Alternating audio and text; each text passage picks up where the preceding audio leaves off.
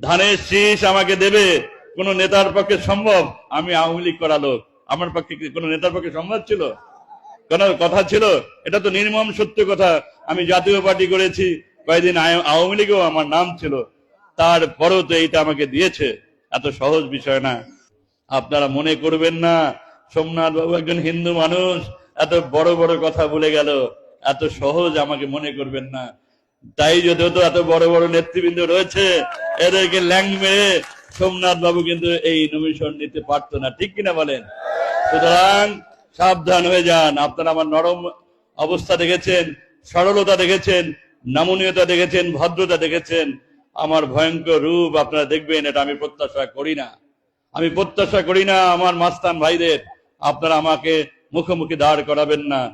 দেওয়ালের মতো, পাথরের মতো হয়ে থাকবো আমি, প্রাচীর হয়ে থাকবো আপনার সামনে আমি। এই প্রাচীর ভাঙা এত সহজ হবে না আপনাদের কাছে। সুতরাং আমার মা বোনেরা দিনের আলোয় যেমন ঘুরে বেড়াবে, তার প্রয়োজনের কাছের জন্য রাতের আধারেও ঘুরে বেড়াবে। কোন মানুষ যদি আমার মা বোনের দিকে খারাপ নজরে তাকান, সাবধান হয়ে যান ভাই, বিপদ কিন্তু আসন্ন হয়ে যাবে আপনার জীবনে। আমার তার জীবনে যে কালো অধ্যায় শুরু হবে, হয়তো বাকি জীবন আপনি আলোর মুখ নাও দেখতে পারেন। জেল খানায় আপনাকে জীবনটা অতিবাহিত হতে হবে আপনাকে। আমি শুধু আপনাদের কথা বলবো, আপনারা, আমি যে তারেক রহমানের কাছে এই নমিনেশনটা পেয়েছি, এর কোনো মাধ্যম আছে? আপনারা জানেন এটা? কোনো মাধ্যম নেই।